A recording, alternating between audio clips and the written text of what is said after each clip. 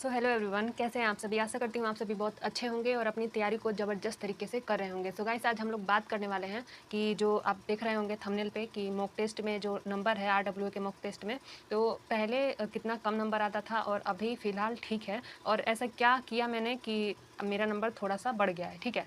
कुछ तो किया होगा, नहीं तो ऐसे थोड़ी ना बढ़ जाएगा, है ना? ये तो आपको भी पता है।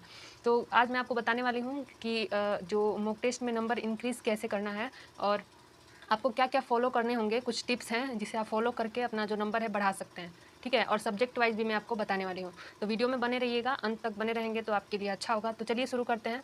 तो सबसे पहले मैं आपको बता दूँ कि आपका जो नंबर है, यदि आपका मॉक टेस्ट में नंबर कम आ रहा है, तो एक तो मैं आपको बता तो आप अगर आरडब्ल्यूए का मॉक टेस्ट लगाते हैं, तो आपका जो नंबर है वो देखिए, कांस्टेबल का लगाते हैं तो उसमें जो क्वेश्चन होते हैं वो बहुत हार्ड होते हैं, ठीक है? और वो लोग मतलब जो क्वेश्चन होते हैं सिलेबस से देते हैं, बट थोड़ा मतलब होता है ना, बहुत हार्ड बना देना पेपर को।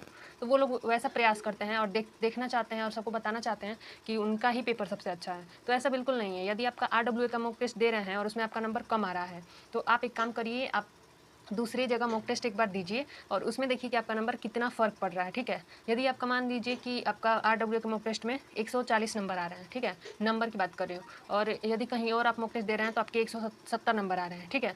तो देखिए, ऐसा नहीं है, वहाँ पे वो क्वेश्चंस टफ होते हैं, ठीक है? तो आपको प्रयास करना है कि आपका जो भी टॉपिक है या आपका जो भी सब्जेक्ट है, उस पे फ़ोकस करना है जिसमें कम नंबर आ रहे हैं और क्वेश्चंस गलत हो रहे हैं। तो सबसे पहले तो मैं आपको बता दूँ कि रीजनिंग में आपको सबसे ज़्यादा क्वेश्चन सही करने होंगे, और दूसरा है हिंदी। इन दोनों सब्जेक्ट को यदि आप अच्छे से फ़ोकस कर रहे हैं, तो आपका जो नंबर है वो बहुत अच्छा जाएगा। आप 2 सब्जेक्ट अच्छे से तैयार करेंगे तो आप देख सकते हैं कि जैसे रीजनिंग में 56 क्वेश्चन आते हैं, 56 या 55, और हिंदी में आपके 37 क्वेश्चन आते हैं। तो आप इन्हें मिलाएँगे तो 80 क्वेश्चन तक पहुँच जाते हैं, ठीक है?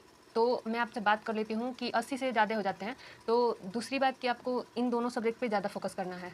ये आपका अच्छा रहेगा तो आपके नंबर बढ़ेंगे। और दूसरी बात कि आपको करंट अफ़ेयर और यूपी जीके पे ज़्यादा फ़ोकस करना है, बाकी और एक संविधान पे, ठीक है? इन तीनों को आप अच्छे से तैयार कर लेंगे तो आपका जो नंबर है जीके में, जीएस में बढ़ जाएगा।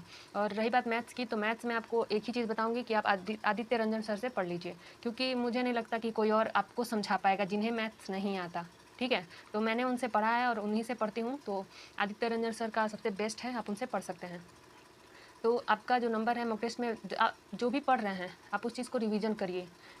4 दिन जो पढ़ा आपने वो 6वें दिन रिवाइज़ करना है, और जो 7वां दिन होगा आप उस दिन मॉक टेस्ट लगाइएगा, ठीक है? और जो भी टॉपिक्स आपके गलत हो रहे हों, उसका रिवीजन करिएगा और फिर से अपना स्टडी कंटिन्यू करिएगा, ठीक है? मॉक टेस्ट देना आपको ज़रूरी है। यदि आप एनालिसिस नहीं करेंगे तो फिर आपको प्रॉब्लम होगी, ठीक है? इसलिए आप अगर मॉक टेस्ट लगा रहे हैं तो उसका रिवीजन और उसका एनालिसिस ज़रूर करिए। जो भी क्वेश्चन गलत हो रहा है, आप उसको एक कॉपी में लिख सकते हैं। कॉपी में लिख लेंगे तो आपको याद रहेगा और उसको रिवीजन करेंगे कि हाँ, आपका ये क्वेश्चन गलत हो रहा है बार-बार, ठीक है? तो आपको वीडियो कैसा लगा? आपको जो भी क्वेश्चंस हों आप कमेंट में ज़रूर पूछिएगा, मैं आपका जवाब दे दूँगी, और मिलते हैं अगले वीडियो में, ठीक है?